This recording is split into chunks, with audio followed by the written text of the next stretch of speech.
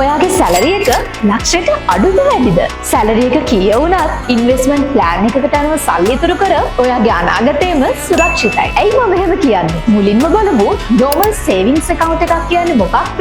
ඒක investment plan එකකින් වෙනස් වෙන්නේ කොහොමද කියලා. normal savings account එකක් ක්‍රියේට් කරලා තියෙන්නම ඔයාට මුදල් ඉතුරු කරන්න වගේම ඔයාගේ හදිසි අවශ්‍යතාවලට ඉක්මනින් පහසුවෙන් ඒ මුදල් අතට ගන්න. මේක ඔයාගේ short term requirement වලට emergency එකක් වුණ වෙලාවට එහෙමත් නැත්නම් daily expenses වලට ප්‍රයෝජනවත් වෙන ගිණුමක් නිසා ඒ account එකේ ඉතුරු කරන මුදලට ලැබෙන පොලි අඩුයි. ඉන්වෙස්ට්මන්ට් ප්ලෑන් එකකට සාපේක්ෂව ප්‍රතිලාභ අඩුයි. ඉන්වෙස්ට්මන්ට් ප්ලෑන් එකකින් ඔයාගේ මුදල් වලට වැඩි පොලියක් ලැබෙනවා. ඒ වගේම කාලෙත් එක්ක ලැබෙන ප්‍රතිලාභ වැඩි.